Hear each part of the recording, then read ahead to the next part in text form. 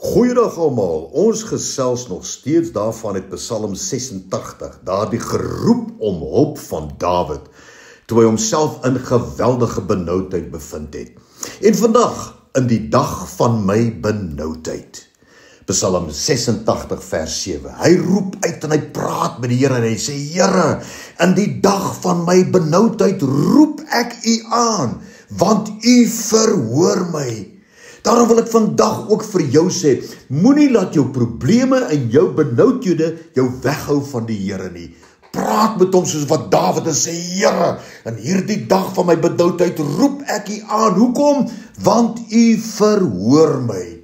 Nou daar is 3 baie belangrike frases in hierdie vers. Eerstens, in die dag van my benoudheid. Dit is die Hebreëse woorde Yom Tsara, wat beteken die dag as tragedie my tref en ek in die moeilikheid is.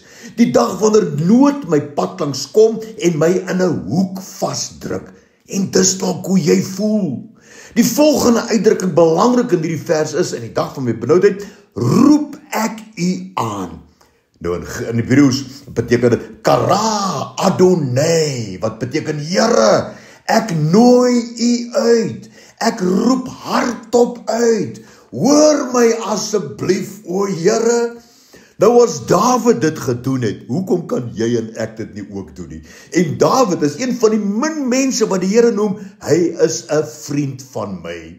Hy is die enigste een waarvan die woord sê, ek sal die vervalle hut van Dawid weer oprig.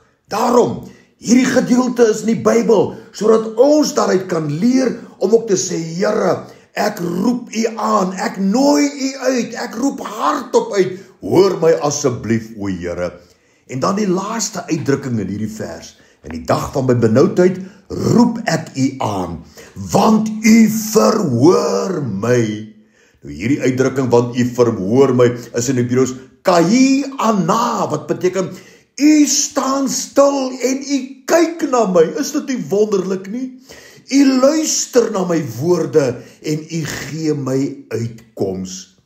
Nou hierdie gedeelte, Psalm 86 vers 7, in die dag van my benoudheid roep ek u aan, want u verhoor my, kan direk uit Hebreëus soos volg vertaal word. Here, die dag as tragedie my tref en ek in die moeilikheid is, die dag wanneer nood my pad langs kom en my in 'n hoek vasdruk, dan sal ek hardop uitroep na u vir hulp, want ek weet u sal by my kom stilstaan en na my luister en u sal my uitkoms gee.